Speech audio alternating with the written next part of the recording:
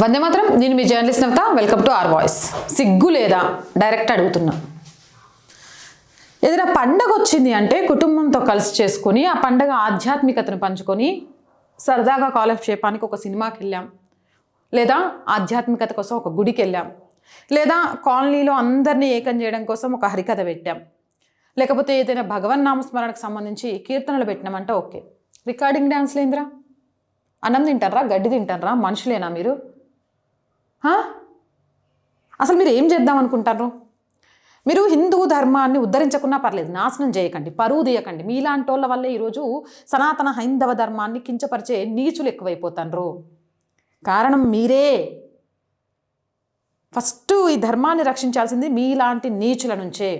ఎందుకు మాట్లాడుతున్నాను అంటే, ఇది ఒక ఈవెంట్స్ వాళ్ళు చేసిండ్రు రికార్డింగ్ డ్యాన్సు. చూడుండ్రి, ఇది ఆడదా? వీళ్ళమ్మ అయ్యా దీన్ని సమాజం మీదకి వదిలిపడేసిండ్రా?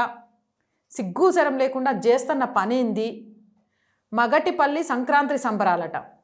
అదేం చేస్తుందో కనిపిస్తుందా? నేనే ఒక ఆడపిల్లగా సిగ్గుతోటి దాన్ని చూపించలేక బ్లర్ చేసేసిన.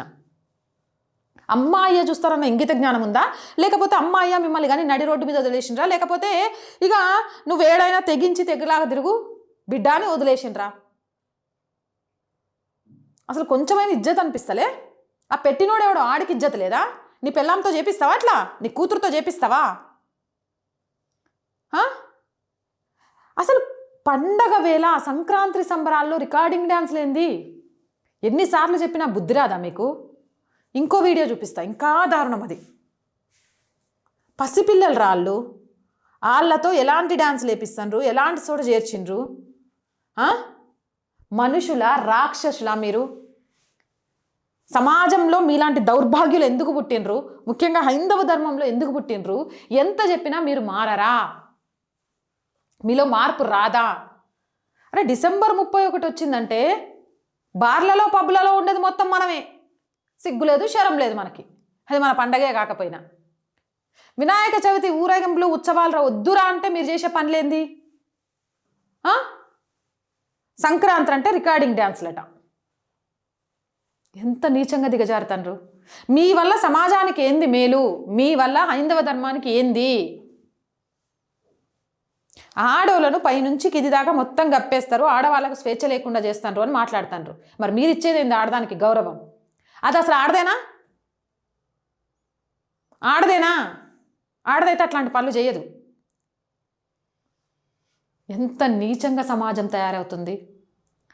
పూజించాల్సిన స్త్రీని విలాస వస్తువుగా చూసే పురుష సమాజంలో పూజించాల్సిన స్త్రీ అంగాంగ అవయవాలను చూసుకుంటూ ఆదాయం సంపాదించుకునే దీన స్థితిలోకి వెళ్ళిపోతుంది, దరిద్రపు స్థితిలోకి వెళ్ళిపోతుంది. అట్లా బతకడం కంటే తిండి లేకుండా సావడం ఉత్తమం. మళ్ళీ చెప్తున్నా, పండగల ప్రాధాన్యతను కాపాడండి. అవి పార్టీలు కావచ్చు, సంఘాలు కావచ్చు, యూతులు కావచ్చు, లేకపోతే గ్రామాలు కావచ్చు, కానీ మన సంస్కృతిని నాశనం చేయకండి. మీలాంటి చీడ పురుగులు పచ్చటి సనాతన హైందవ ధర్మాన్ని ఏమంటారు పాడు చేసేస్తున్నారు. దయచేసి మీలాంటి చీడ పురుగులకు ఎలాంటి మందు కొట్టాలో నాకు తెలియదు, కానీ అమ్మా నాన్న సక్రమంగా కానీ సక్రమంగా పెంచితే మాత్రం ఇలాంటి దారుణాలు చేయకండి. ఇంతకంటే నేను చెప్పాలి అనుకోవట్లేదు. నిజంగా కడుపు మండిపోతుంది. ఏ మతంలో లేని దౌర్భాగ్యపు నీచపు ఆలోచనలు సనాతన హైందవ ధర్మంలో పుట్టిన ఇలాంటి కొందరికి ఎందుకు వస్తున్నాయి?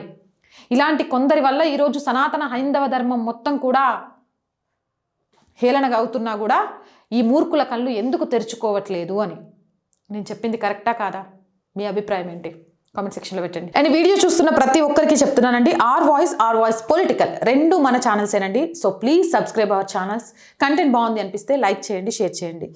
ఆర్థికంగా ఈరోజు ఆర్ వాయిస్కి మీ అందరి చేత చాలా అవసరం. ఆర్థికంగా సపోర్ట్ చేయాలి ప్రతి ఒక్కరు అని కోరుకుంటున్నాను. అది కూడా ఈ అమ్మాయి దేశం కోసం, ధర్మం కోసం సరైన కంటెంట్ని తీసుకొస్తుంది అని నమ్మే వాళ్ళు మాత్రమే. అలా నమ్ముతున్న ప్రతి ఒక్కరూ మీకు తోచిన సహాయాన్ని చేసి ఈ ఛానల్ని నిలబెట్టడం కోసం ప్రతిరోజు పరిగెడుతున్న మాకు బూస్టింగ్ని ఇస్తారని ఆశిస్తున్నాం. సపోర్ట్ చేయాలి అనుకుంటే సబ్స్క్రిప్షన్ పక్కనే జాయిన్ అనే బటన్ ఉంది. 1 to 5 లెవెల్స్ ఉన్న ఏదో ఒక లెవెల్లో సపోర్ట్ చేయండి. లేదా స్క్రీన్ మీద గూగుల్ పే, ఫోన్పేతో పాటు అకౌంట్ డీటెయిల్స్ ఉన్నాయి. మీకు తోచిన సహాయాన్ని అందించవచ్చు. వ్యాపార ప్రకటనల కోసం 8328 500 576 నెంబర్ని సంప్రదించండి. జై హింద్, జై భారత్.